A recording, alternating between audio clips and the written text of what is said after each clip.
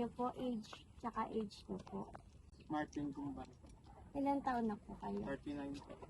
Ano po yung currently na work niyo po? Ngayon po ay dito po ako nagtatrabaho sa UTSC, sa farm po. Sa farm po. Paano po nakakatulong yung farm sa ikabubuhay mo po? Natural, ito yung source of food natin. Source of food po natin. Nagiging source of income niyo na rin po.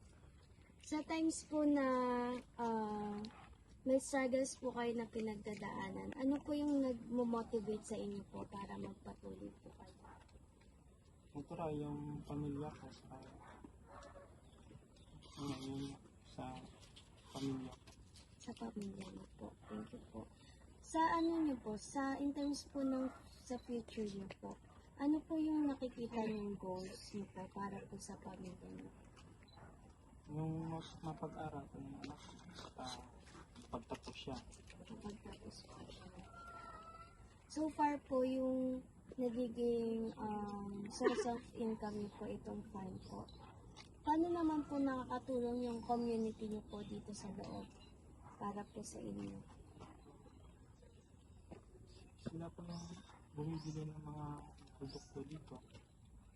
Nakakatulong din sa kanila kasi yung mga harvest namin dito mas mura kaysa labas. Saka yung ibang tanim ko dito is organic farming. Okay po. Thank you po.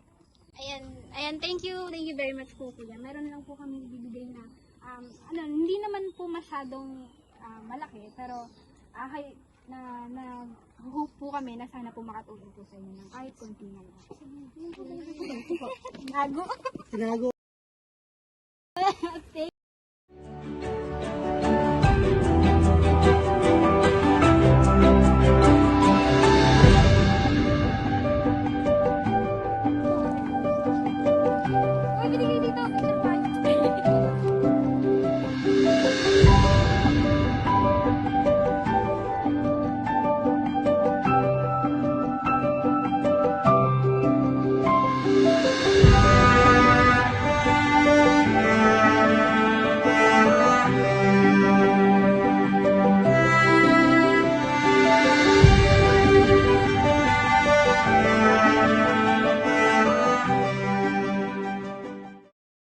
Ano pong pangalan ulit nila?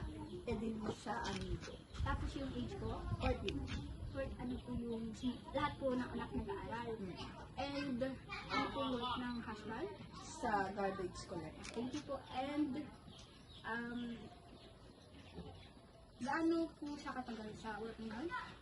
Almost 13 years. 13 years. Okay, thank you po. Ay,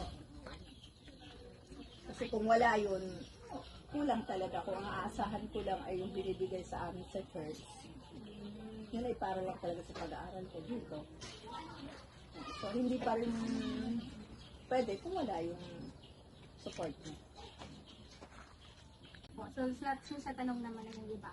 And thank you po sa interview. Thank you po sa ang kilik ng ginawa namin interview. And thank you din po dun sa, yun nga po, yung taos puso mo kami pinapasok. Pinapasok. So ayun po, mayroon lang po kaming konting gift. Wow. Yes po, hindi man siya masyadong malaki. Pero hopefully po, and thankfully to God, sana po makatulong na kahit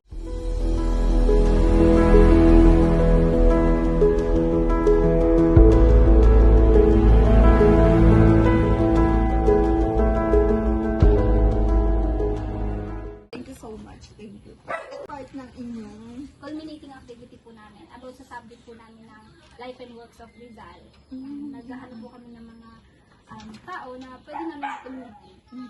Kahit mga konting tulong lang po. part ng inyong community. Very much Ganun po ang sa buhay ng pastor. Thank you, thank you. Thank you so much. Pagpatuloy niyo kasi marami kayong matututunan. Hopefully na meron kayong natutunan kahit sa simpleng interview. Nalaman nyo na hindi basta ang buhay ng isang pastor. Merong, akala natin, pag titingnan natin, talagang ang sarap ng buhay ng pastor. Hindi lahat. Pero masaya. Yun yung maganda. Yung masaya kasi naglilingkod ko sa Diyos at sa iyong kapwa. So sana sa inyo may magpastor. Sorry, ganun. Ano? Ayun po, thank you po.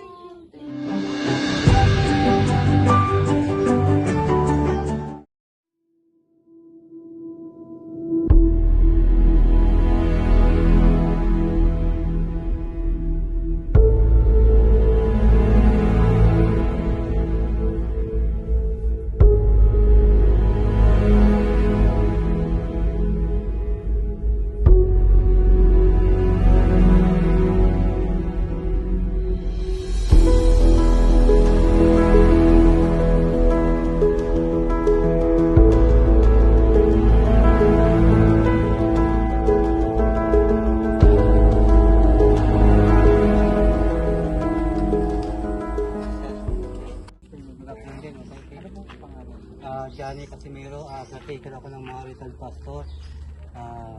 2006 pa ako nandito hanggang ngayon. Ilang taon na po? 1982, 44 yata. 1982, 44 siguro. Kumusta naman po yung pamumuhay po sa araw-araw? Minsan okay. Minsan actually ngayon dumaan nga na bagyong uwan. Marami akong tinatanong dyan. Yan ang naging struggle sa buhay ko. Maraming nasira sa halaman ko, pagod, gastos, simple pagsalupa kasi na nagtatrabaho, ganun yung sitwasyon. Pero ganun pa man, ito, buhay pa, at saka nakapagtapon pa rin sa araw-araw. Simple. Nakaka-recover ka rin. Unang-una sa lahat siguro, papasalamat tayo sa Panginoon siyempre. Una, yung number 1 yun. Totally, 2025, September, October, 3 retired pastor ito na namatay. Hindi namin inasahan. Siyempre, ganun sa edad nila ng mga 80 plus. Komplikasyon na rin. Ganun ang 2025 po namin rito sa pinag-aaral. So, And po, good afternoon Okay. po. Ang pangalan po ulit. Johnny Johnny. Ayan, si Kuya Johnny. Okay. Kuya Johnny, ilan po ang anak? Single ako pala, single. Single couple. Wow! Kaya tayo sa buhay na yun. Hindi naman tayo sa buhay. Kumbaga, may ganung pagkakataon na proseso sa tao. Siyempre, minsan, tinatanggap na natin sa buhay yun. Diba? Ang iba naman, really naman kalimipante sa buhay. Pero iba naman, really rin na, siyempre, single. Yun lang. Pero masaya tayo sa mga pamaraan na. Siyempre, hindi naman tayo nag-iisa. Hindi mo kasama ang pamilya. Siyempre, number 1 lagi na nakasama ang pamilya sa buhay. Thank you po, Kuya. And mayroon lang po kaming konting ibibigay na bibigyan lang po kami. Pero hindi man masyadong malaki. Pero okay lang. Thank you po very much.